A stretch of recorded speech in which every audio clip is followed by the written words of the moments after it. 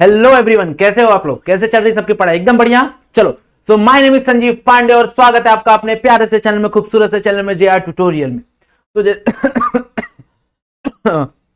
Actually गला मेरा थोड़ा सा बैठा हुआ है। ओके, सो जैसा कि आपको पता है, we have started the topic which is nothing but electrostatic. Electrostatic में हम लोग ने इलेक्ट्रिक पोटेंशियल की बात कर ली थी, इलेक्ट्रिक पोटेंशियल एनर्जी की बात कर ली थी, सारी कहानी हम लोग ने खत्म कर दी है। आज का जो चैप्टर है, आज का जो टॉपिक है, वो हम लोग स्टार्ट करने वाले हैं उस टॉपिक में, that is the capacitance and capacitor. Okay, तो कैपेसिटेंस और कैपेसिटर समझने से पहले हमको एक मीडियम समझना पड़ता है, that is called as dielectric medium. Okay, क्या होता है डाइलेक्ट्रिक मीडियम? तो अगर हम लोग बात करें ना डाइलेक्ट्रिक मीडियम, तो dielectric medium is nothing but एक इंसुलेटिंग मीडियम है, मतलब एक नॉन कंडक्टिंग मीडियम है। बहुत लोगों को लगता है कि जो डाइलेक्ट्रिक मीडियम है वो कंडक्टिंग मीडियम है, ऐसा नहीं है। Dielectric medium is a non conducting medium. Okay, it is a dielectric medium is non conducting medium which help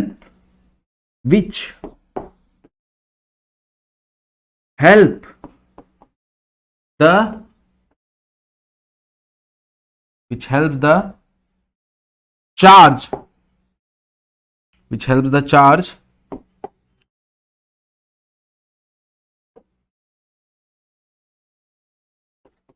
to pass through it। Okay, तो वो कंडक्टिंग नहीं है, जैसे मेटल, ये मेटल है तो ये कंडक्टर है, it is not a dielectric medium. Okay, मतलब अगर हम लोग बात करें मटेरियल का, तो वो डाइलेक्ट्रिक होता है और इंसुलेटिंग होता है, मतलब कंडक्टिंग होता है और इंसुलेटिंग होता है। तो कंडक्टिंग क्या करेगा? कंडक्टिंग भाई कंडक्ट करेगा, यस और no, that is metal. Insulating क्या होता है? वो कंडक्ट नहीं करता, that is non metal. But कुछ ऐसे मटेरियल होते हैं जो नॉन ये तो होते हैं, ओके, क्या बोलते हैं, इलेक्ट्रिक होते हैं, ओके, इंसुलेटर होते हैं, बट साथ में वो हेल्प करते हैं। So that helping material, that helping substance is called as dielectric. उसको हम लोग क्या बोलते हैं? Dielectric medium. जैसे एयर, ओके, एयर के थ्रू कभी भी कंडक्शन नहीं होगा। मतलब अगर हम लोग देखें तो कहीं भी यहां पे मैं बल्ब ऐसा बटन चालू करूं और यहां पे बल्ब रखूं तो वो जलेगा नहीं, ओके, क्योंकि कंडक्टिंग नहीं है। हाँ, बट डाइलेक्ट्रिक है, वो कहीं ना कहीं इलेक्ट्रिक फील्ड को मदद करता है पास करने के लिए। जैसे अगर हम लोग देखें तो लाइटनिंग, जब लाइटनिंग होता है तो क्या होता है भाई? चार्ज फ्लो होता है ना थ्रू एयर, तो दैट इज नथिंग बट वो कहीं ना कहीं हेल्प कर रहा है। ओके, कहीं ना कहीं क्या कर रहा है? वो हेल्प कर रहा है। तो वो चीजें हैं वहां पे, वो चीजें हैं वहां पे, ध्यान देना है। ओके, चीजें बात समझ में आ रही है एवरीवन? ओके, सो अगर हम लोग डाइलेक्ट्रिक देखें तो जनरली दो तरह के डाइलेक्ट्रिक होते हैं। एक तुम्हारा पोलर डाइलेक्ट्रिक होता है और दूसरा तुम्हारा नॉन पोलर डाइलेक्ट्रिक होता है। Okay, what is polar dielectric? Polar dielectric अगर पहले एग्जांपल के थ्रू अगर हम लोग समझे तो H2O। ओके, अगर हम लोग बात करें non polar dielectric, non polar dielectric जैसे तुम्हारा मान लो H2 हो गया, N2 हो गया, जैसे कि तुम्हारा ये हो गया, क्या बोलते हैं, CO2 हो गया, these are the non polar. Okay, non polar अगर हम लोग बात करें तो H2O देखो जरा, H2O में क्या होता है भाई? जो सेंटर ऑफ मास होता है, ओके, इसका जो सेंटर ऑफ मास होता है, ओके, वो अलाइन नहीं होता, मतलब उसके सेंटर ऑफ ग्रेविटी पे नहीं आता, वो थोड़ा सा शिफ्ट होता है। बट H में क्या होता है? H प्लस आयन में क्या होता है भाई? उसका जो सेंटर ऑफ मास रहता है वो सेंटर में आता है उसके। ओके, तो ये हमारे उतना ज्यादा काम नहीं आता है। ओके, पोलर हमारे उतना ज्यादा, पोलर काम आता है और नॉन पोलर हमारे उतना ज्यादा काम नहीं आता। ओके, हम लोग पोलर इस्तेमाल करते हैं, क्या इनका काम है वो हम लोग देखेंगे। तो भाई मान लो कि कैपेसिटर और कैपेसिटेंस क्या होता है ये मैं बाद में बताऊंगा थोड़ी टाइम बाद, पहले ये देख लो यहाँ पे क्या है। तो मान लो यहाँ पे एक प्लेट है, एक पॉजिटिव प्लेट है और यहाँ पे एक नेगेटिव प्लेट है, बराबर। तो यहां पे अगर हम लोग देखेंगे, मान लो कि मेरे पास कोई एक्सटर्नल इलेक्ट्रिक फील्ड है ऐसे, तो एक्सटर्नल इलेक्ट्रिक फील्ड ऐसे आ रहा है, मान लो कि यहां पे पॉजिटिव चार्ज है और यहां पे नेगेटिव चार्ज है। तो हमको पता है जो इलेक्ट्रिक फील्ड लाइंस है वो कहां पॉजिटिव से फ्लो होती हैं नेगेटिव की तरफ, बराबर है ना? बट यहां पे जनरली देखो तो अगर यहां पे पॉजिटिव चार्ज है तो ये पॉजिटिव चार्ज क्या करेंगे भाई? रिपल करेंगे, और ये नेगेटिव क्या करेंगे? अट्रैक्ट करेंगे। मतलब यहां पे अंदर की तरफ कहानी चेंज हो जाएगी, अंदर की तरफ कहानी क्या हो जाएगी? थोड़ी सी चेंज हो जाएगी। कैसे चेंज होगी देखो जरा, तो यहां पे बन जाएगा नेगेटिव, क्योंकि नेगेटिव क्या करेगा? अट्रैक्ट करेगा पॉजिटिव को, और ये बन जाएगा पॉजिटिव। ओके, तो यहां पे कुछ ये ऐसे फ्लो होगा, कुछ ऐसे फ्लो होगा, ये कुछ ऐसे फ्लो होगा, बट इनसाइड अगर एक प्लेट देखें तो पॉजिटिव से नेगेटिव ऐसे फ्लो होगा, बराबर। मतलब मान लो कि मैंने यहां पे एक डाइलेक्ट्रिक मीडियम यूज किया है विद अ डाइलेक्ट्रिक कांस्टेंट, इसको बोलते हैं dielectric constant. And what is dielectric constant? Dielectric constant अगर तुमको याद होगा तो हम लोग ने डिफाइन किया था, that is a ratio of E bye epsilon not, हाँ या ना? ओके मतलब मैं बोल सकता हूं कि dielectric constant is nothing but इसको बोलते हैं रिलेटिव परमिटिविटी। तो it is a ratio of permittivity with respect to the vacuum का परमिटिविटी। ओके तो मान लो कि मैंने कोई के डाइलेक्ट्रिक मीडियम यूज किया है, तो यहां पे जो इलेक्ट्रिक फील्ड होगा ना, that electric field is nothing but, the electric field is nothing but E not by के।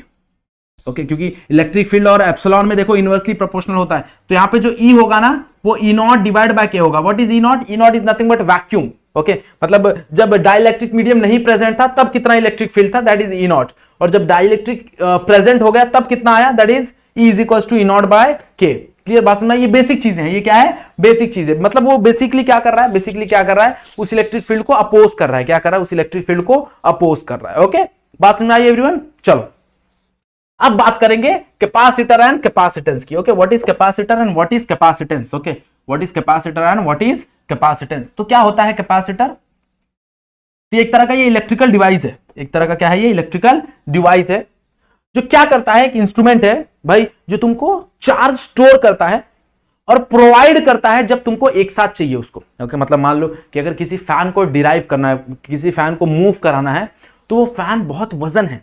अब बहुत वजन है तो अगर मेरे को उसको कैपेसिटर नहीं लगा है उसके अंदर, तो मेरे को उसको चलाने के लिए सबसे पहला धक्का मुझे देना पड़ेगा। ओके कभी तुम लोग देखते हो ट्रेन में फैन जो होता है वो अटक जाता है।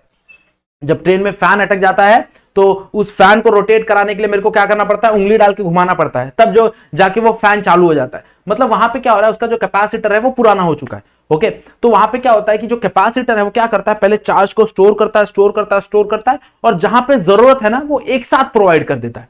And that is the difference between capacitor and the battery.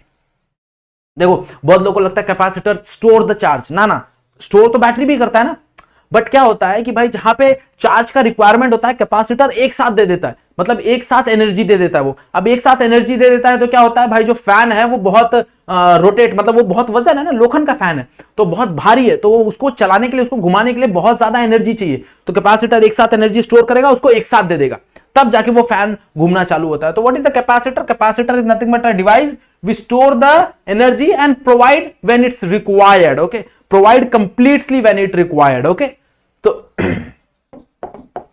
अगर हम लोग कैपेसिटर का कैपेसिटेंस डिफाइन करें तो कैपेसिटेंस कैसे डिफाइन होता है? कैपेसिटेंस डिफाइन होता है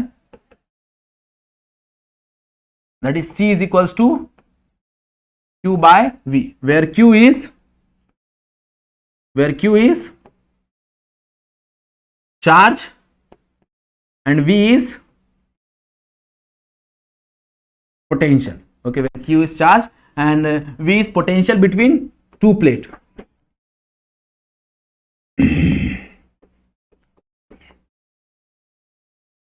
ओके अगर हम लोग कैपेसिटर की बात करें तो अलग अलग टाइप के कैपेसिटर आते हैं, जैसे पैरेलल प्लेट कैपेसिटर है, स्पेरिकल कैपेसिटर है, बट हमारे सिलेबस में जो है वो पैरेलल प्लेट कैपेसिटर है, तो हम लोग ज्यादा करके फोकस करेंगे पैरेलल प्लेट कैपेसिटर पे। ओके मतलब मान लो कि ये एक प्लेट है और ये एक प्लेट है, एक पॉजिटिव है और एक नेगेटिव है ना? तो भाई ये जो पॉजिटिव है मान लो इसके ऊपर चार्ज Q है और ये नेगेटिव है, इसके ऊपर चार्ज माइनस Q है, तो इनके बीच में जो पोटेंशियल है, इनके बीच में potential that is V, okay, divide by this Q, मतलब the storing capacity of the charge, the storing capacity of the charge is called as capacitance. मतलब जितना ज्यादा Q रहेगा, जितना ज्यादा Q रहेगा उतना ज्यादा कैपेसिटेंस होगा, और जितना कम पोटेंशियल डिफरेंस होगा, भाई जितना मेरे को कम काम करना पड़ेगा उतना ज्यादा स्टोर करूंगा मैं, ओके, चार्ज को। अब मान लो यहां से चार्ज स्टोर करना है, अब अगर मेरे को बहुत ज्यादा चार्ज स्टोर करने के लिए ज्यादा काम करना पड़ रहा है तो ऑब्वियसली मैं उतना ज्यादा चार्ज स्टोर नहीं करूंगा, तो इसलिए देखो V इनवर्सली प्रोपोर्शनल है। मतलब क्या है कि भाई पोटेंशियल ज्यादा नहीं लगाना है हमको, ओके, कम पोटेंशियल के लिए ज्यादा चार्ज स्टोर करना है, that is the capacitance. Okay अगर इसका यूनिट देखने जाए तो हम लोग यूनिट क्या होता है देखो जरा, ऐसा यूनिट क्या हो जाएगा देखो, ऊपर चार्ज है, चार्ज बोले तो कूलम, नीचे क्या है पोटेंशियल, पोटेंशियल बोले तो V, okay, volt coulomb per volt, और इसको कंबाइन करके एक सिंगल नाम दिया जाता है, तो कंबाइन करके एक सिंगल नाम दिया जाता है, that is called as Faraday, जिसको हम लोग F लिखते हैं, that is called as Faraday, इसको हम लोग क्या लिखते हैं, कैपिटल F लिखते हैं। क्लियर, बात समझ में आ रही है एवरीवन? ओके, फैराडे बहुत बड़ा यूनिट है, हम लोग जनरली यूज करते हैं माइक्रो फैराडे। फैराडे बहुत बड़ा यूनिट है, याद रखना, ओके, बहुत बड़ा यूनिट है। हम लोग ज्यादा करके जनरली हम लोग यूज करेंगे माइक्रो फैराडे या फिर यूज करेंगे मिली फैराडे। फैराडे उतना ज्यादा तुमको देखने नहीं मिलेगा क्योंकि वो बहुत बड़ा यूनिट है, तो माइक्रो फैराडे देखने मिलेगा, और मिली फैराडे मतलब तुम्हारे फैन में जो कैपेसिटर लगा होता है व्हाइट कलर का होता है, अगर तुम लोग देखोगे तो वो माइक्रो फैराडे में होता है। ओके, क्लियर, बात समझ में आ गई? समझ में आया what is capacitor and capacitance everyone? पक्का? Okay, next, okay, next is combination of capacitance. Okay, मतलब कैपेसिटर इन सीरीज और कैपेसिटर इन पैरेलल। जैसे हम लोग ने देखा था रेजिस्टेंस इन सीरीज और रेजिस्टेंस इन पैरेलल 11th में, अगर तुमको याद होगा तो जो करंट इलेक्ट्रिसिटी वाला पार्ट था वहां पे हम लोग ने 11th में डिस्कस किया था कि भाई रेजिस्टेंस इन सीरीज कैसा बिहेव करता है, रेजिस्टेंस इन पैरेलल कैसा बिहेव करता है। वैसे यहाँ पे कैपेसिटर को सीरीज और कैपेसिटर को अगर पैरेलल में लगाएंगे तो वो कैसे बिहेव करेंगे वो हमको यहाँ पे देखना है। ओके, गला बहुत ज्यादा खराब है मेरा, बोलने को भी नहीं हो रहा, मालूम है क्या?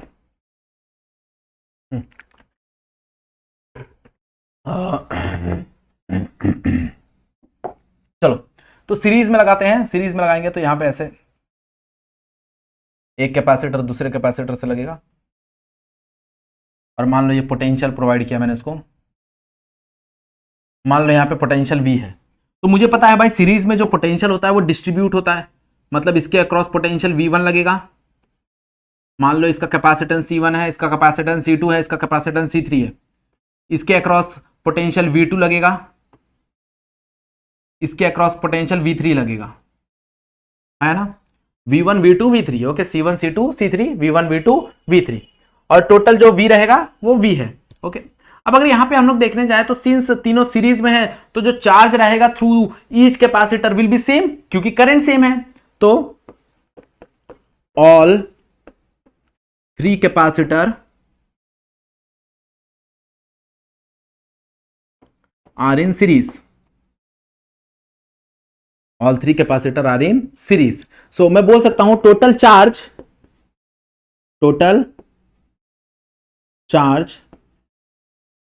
Through each capacitor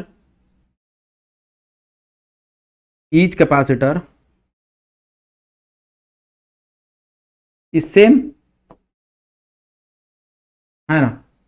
all 3 capacitor are in series, तो total charge through the capacitor is same, but the potential वो अलग होगा भाई, V is equal to V1 plus V2 plus V3 होगा, यस और no? But the total potential will be, total potential क्या हो जाएगा, that is V is equal to V1 plus V2 plus V3। भाई टोटल पोटेंशियल क्या होगा, तीनों को ऐड करने से आएगा, है ना? तो तीनों को ऐड करके क्या आएगा, V is equal to V1 plus V2 plus V3, है ना? तो यहां से क्या ही मिलेगा, देखो जरा, वी नो दैट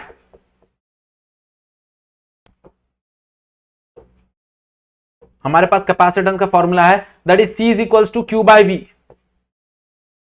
तो यहां से अपने को क्या मिलेगा, V is equal to C by Q by C, है ना?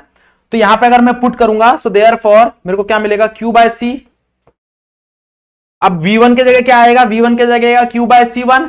अब चार्ज में ये नहीं लगेगा ना Q1 2 3, क्योंकि भाई चार्ज तो सबके थ्रू सेम है, तो यहां पे क्या आ जाएगा C1 प्लस, वैसे V2 के लिए पोटेंशियल क्या हो जाएगा, that is Q by C2 plus Q by C3। अब सब में से देखो Q कॉमन निकल के कैंसिल हो जाएगा भाई, ये कॉमन निकल के कैंसिल हो जाएगा, तो क्या मिलेगा, 1 by C equivalent is equals to 1 by C1 plus 1 by C2 plus 1 by C3। This is nothing but a equivalent capacitance in the series combination. मतलब अगर सीरीज कॉम्बिनेशन में होगा तो मेरे को जो इक्विवेलेंट कैपेसिटेंस मिलेगा वो 1 by C1 plus 1 by C2 plus 1 by C3 मिलेगा। मतलब रेजिस्टेंस का उल्टा, अगर तुमको याद होगा तो ये रेजिस्टेंस में ये सिचुएशन मिलता था जब अपन रेजिस्टेंस पैरेलल में रखते थे, सीरीज में अपने को डायरेक्टली ऐड करने को मिलता था रेजिस्टेंस के सिचुएशन में, बट कैपेसिटर के सिचुएशन में हमको 1 बाय C इक्विवेलेंट मतलब 1 by equivalent capacitance is equal to 1/C1 plus 1/C2 plus 1/C3। अगर 3 है 4 है तो ऐसे ऐड करते जाओ, जितने हैं उतने ऐड करते जाओ। क्लियर, बात समझ में आ गया? सीरीज की कहानी समझ में आई सबको एवरीवन? पक्का? चलो नेक्स्ट हम लोग बात करेंगे पार्लर की कहानी। तो पार्लर में क्या होगा, मान लो कि यहां पे एक कैपेसिटर है, नाम दे दो C1, दूसरा कैपेसिटर है नाम दे दो C2, तीसरा कैपेसिटर नाम दे दो C3। अब मान लो कि यहां पे तीनों को पार्लर में लगाया गया,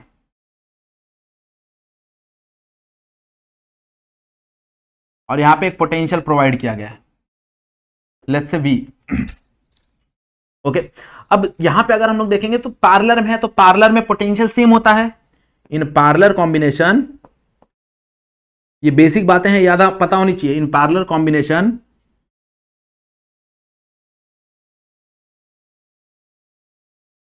the potential is same.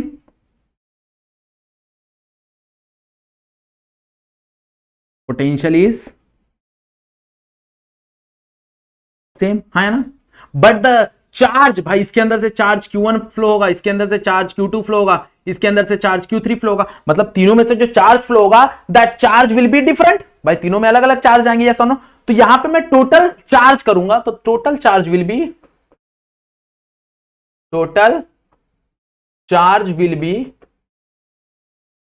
That is Q is equals to Q1 plus Q2 plus Q3। But what is total charge in terms of capacitance? Capacitance का फॉर्मूला क्या ही होता है, देखो जरा। अगर हम लोग कैपेसिटेंस की बात करें तो बट वी नो दैट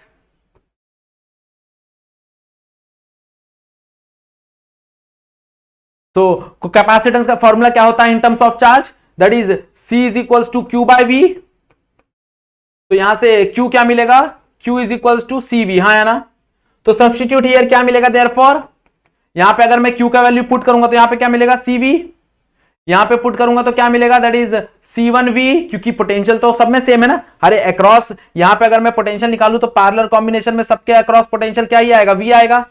तो पोटेंशियल तो सब में सेम है, तो प्लस Q2 की जगह क्या आ जाएगा? That is C2V plus Q3 की जगह क्या आ जाएगा? दैट इज C3V, है ना?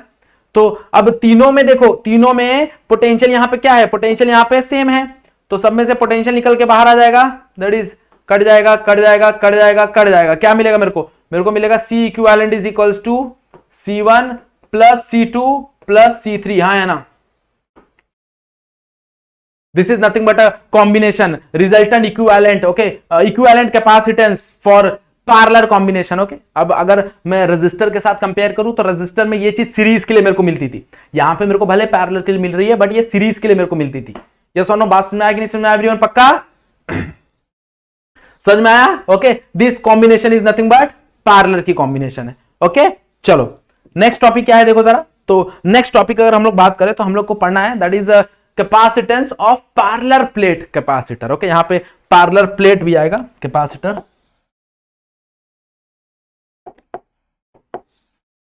कैपेसिटर। अब इसके अंदर अपने को दो चीजें पढ़नी है, इसके अंदर अपने को दो चीजें पढ़नी है। पहला तो विदाउट डाइलेक्ट्रिक मीडियम, मतलब उसके अंदर कोई डाइलेक्ट्रिक मीडियम नहीं होगा। ओके, वैक्यूम होगा। मतलब विदाउट डाइलेक्ट्रिक मीडियम का मतलब ही क्या होता है? वैक्यूम, मतलब अंदर वैक्यूम है।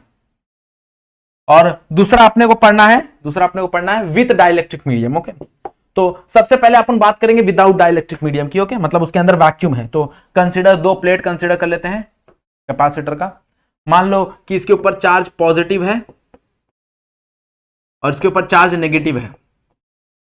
तो यहां पे क्या एक चीज ध्यान देना, यहां पे ध्यान देना है कि भाई जो इलेक्ट्रिक फील्ड बाहर होगा ना वो जीरो होगा, जो एक्सटर्नल इलेक्ट्रिक फील्ड है वो जीरो होगा। कैंसिल करते हैं एक दूसरे को, इसलिए वो जीरो होता है। Okay, here the external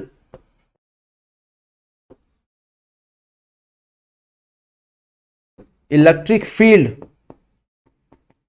is zero. मतलब यहां पे मैं बताना चाहूं तो मैं बोल सकता हूं E इज इक्वल्स टू, मेरे को पता है पार्लर प्लेट की वजह से जो इलेक्ट्रिक फील्ड बनता था वो कितना बनता था? सिग्मा बाय 2 एप्सिलॉन नॉट, है ना? तो minus sigma bye 2 epsilon not. एक पॉजिटिव है एक नेगेटिव है, ये कैसा जाएगा? पॉजिटिव, और नेगेटिव कहां आएगा? अंदर की तरफ आएगा। तो दोनों का डायरेक्शन अपोजिट है, तो दोनों क्या करेंगे? एक दूसरे को कैंसिल करेंगे, हाँ है ना? तो यहां पे जो इलेक्ट्रिक फील्ड आएगा वो क्या आएगा, जीरो। क्या आएगा, जीरो। बट जो इनसाइड इलेक्ट्रिक फील्ड होगा वो क्या होगा, देखो जरा, इनसाइड इलेक्ट्रिक फील्ड दोनों का ऐड हो जाएगा। तो inside electric field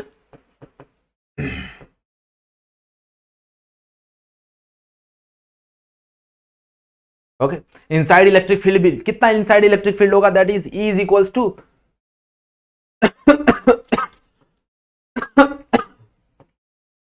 plus sigma bye 2 epsilon not. ये सुनो, दोनों ऐड हो जाएंगे, रिजल्टेंट आएगा ना भाई, इस प्लेट की वजह से भी और इस प्लेट की वजह से भी।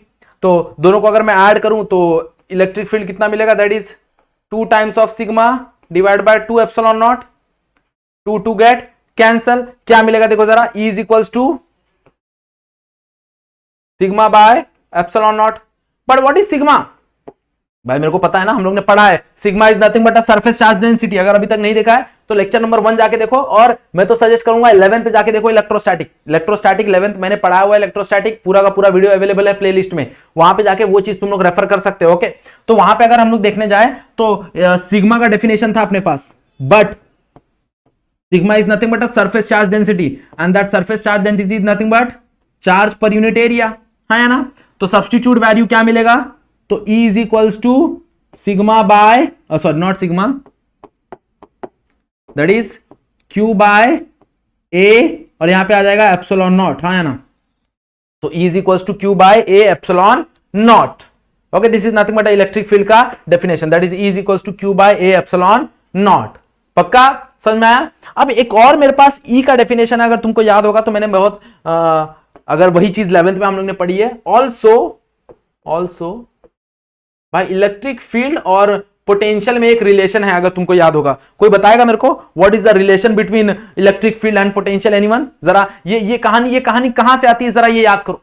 Okay, what is the relation between, अगर तुमको याद होगा हम लोग ने एक फॉर्मूला पढ़ा था, क्या फॉर्मूला पढ़ा था, that is V is equals to, कुछ तो पढ़ा था ना, DE बाय DX, ऐसा कुछ तो पढ़ा था, that is V is equals to DE by DX, आया ना।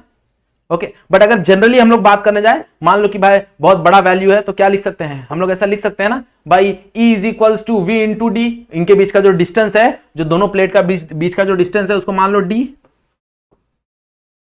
तो यहां पे लिख सकते हैं ना E is equals to VD। अब देखो जरा, दोनों को कंपेयर करते हैं, दोनों सेम हो गए, तो दोनों सेम हो गए तो इसको नाम दे दो इक्वेशन 1, इसको नाम दे दो इक्वेशन 2। तो क्या ही मिलेगा देखो, अगर दोनों को सेम कर दिया तो फ्रॉम 1 and 2,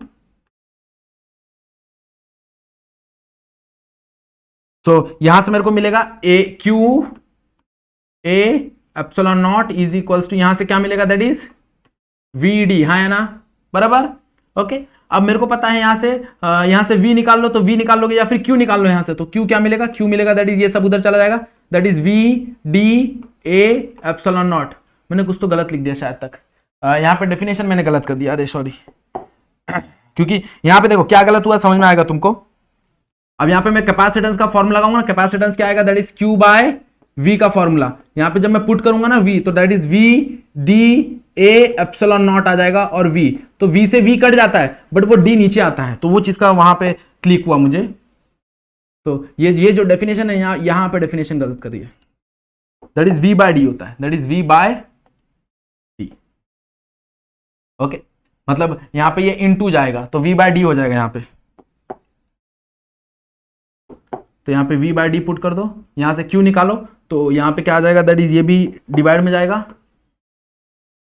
तो यहाँ पे V बाय क्या आ जाएगा D, और ये A इंटू एप्सिलॉन नॉट ऊपर चला जाएगा, बराबर। तो यहां से Q अगर मैं सब्स्टिट्यूट करूंगा तो मेरे को क्या मिलेगा, कैपेसिटेंस का फॉर्मूला क्या होता है, by definition of capacitance, capacitance का डेफिनेशन क्या होता है, that is C is equals to Q by V, हाँ है ना। Substitute the value of Q, that is V A epsilon naught by D, हाँ है ना, होल डिवाइड बाय V से V कटा, तो C इज इक्वल्स टू क्या आ गया, C इज इक्वल्स टू आ गया A epsilon naught divide by D, and this is the formula for capacitance. Yes और नो, बात समझ आई कि नहीं समझ आई everyone? Okay, this is the formula for capacitance, that is C is equals to A epsilon divide by A। तो यहां से मैं देख सकता हूं कैपेसिटेंस किसके ऊपर डिपेंड कर रहा है, कैपेसिटेंस डिपेंड कर रहा है area of that plate and the distance between this plate and the medium, यहां पे मीडियम कौन सा है, यहां पे परमिटिविटी वैक्यूम का है क्योंकि वैक्यूम है। इसके बाद हम लोग देखेंगे, ओके, इसके बाद हम लोग देखेंगे विथ डाइलेक्ट्रिक मीडियम। इसका स्क्रीनशॉट ले लो, इसका स्क्रीनशॉट ले लो एवरीवन, ले लिया, okay. This is nothing but a capacitance का formula, this is nothing but a capacitance का formula without, okay, dielectric medium, मतलब वैक्यूम की बात हो रही है, इसके अंदर कुछ डाला नहीं है। अब क्या करेंगे, इसके अंदर हम लोग डालेंगे, मतलब इसके अंदर हम लोग डाइलेक्ट्रिक मीडियम डालेंगे। डाइलेक्ट्रिक मीडियम जैसे मैंने बताया, ग्लास होता है डाइलेक्ट्रिक, एयर होता है डाइलेक्ट्रिक मीडियम, ओके, फिर क्ले होता, क्ले नहीं क्वार्ट्स होता है तुम्हारा डाइलेक्ट्रिक मीडियम, वो भी तुम्हारा डाइलेक्ट्रिक मीडियम है, ओके। वाटर भी तुम्हारा डाइलेक्ट्रिक मीडियम है, ओके, वो सारा का सारा डाइलेक्ट्रिक मीडियम है। तो जब हम लोग डाइलेक्ट्रिक मीडियम डाल लेंगे तो क्या चेंजेस आता है, तो यहां पे हम लोग देखेंगे। क्लियर, बात समझ में आ गया एवरीवन, पक्का, ओके। ठीक है, one of the most important है, ले लो स्क्रीनशॉट, इसलिए बोल रहा हूं, ले लिया है ना, ओके। चलो नेक्स्ट, अब विथ डाइलेक्ट्रिक सेम कहानी, देखो ये तुम लोग अपने से कर लोगे, कोई प्रॉब्लम नहीं है, कोई भी प्रॉब्लम नहीं है। देखो यहां पे हम लोग ने प्लेट कंसीडर किया पॉजिटिव, ओके, ये क्या हो जाएगा नेगेटिव, एक मिनट रुको, ये आ रहा कॉल आ रहा है, ओके, तो पॉजिटिव और ये हो जाएगा नेगेटिव, हाँ या ना। तो यहां पे क्या ही होगा, यहां पे देखो, यहां पे अब हम लोग डाइलेक्ट्रिक मीडियम डाल रहे हैं, मतलब उसकी परमिटिविटी क्या हो जाएगी, epsilon. This is the permittivity of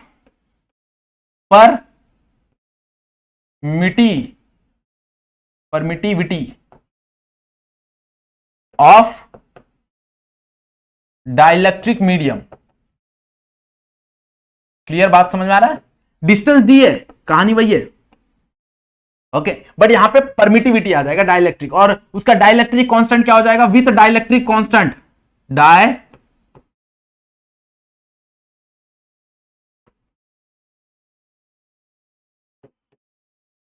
का डाइलेक्ट्रिक कांस्टेंट क्या है, के। तो यहां पे मैं बोल सकता हूं भाई जो एप्सिलॉन होता है वो के टाइम्स एप्सिलॉन नॉट होता है। वो क्या होता है, वो होता है एप्सिलॉन इज इक्वल टू के टाइम्स एप्सिलॉन नॉट। तो अगर हम लोग यहां पे देखने जाएं, अगर मैं डायरेक्टली तुमको वो फॉर्मूला समझाने जाऊं, तो सी कैपेसिटेंस का फॉर्मूला हम लोग ने क्या देखा, that is epsilon A by D, okay. ये कब देखा, ये देखा without dielectric,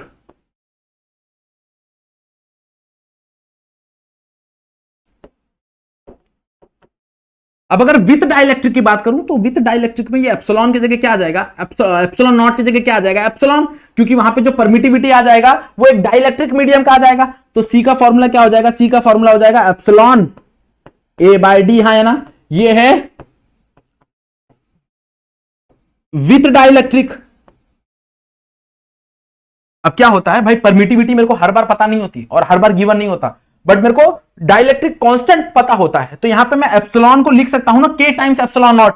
what is epsilon, nothing but K times epsilon naught. तो यहां पे देखो, तो C is equals to K epsilon naught A by D, है ना।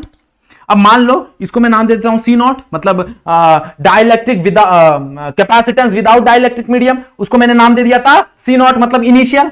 तो यहां पे अगर मैं देखूं तो epsilon naught A by D को मैं C नॉट लिख सकता हूं क्या, तो यहां पे मैं बता सकता हूं चीजें, क्या बता सकता हूं, इस चीज को थोड़ा सा ऊपर ले लेते हैं।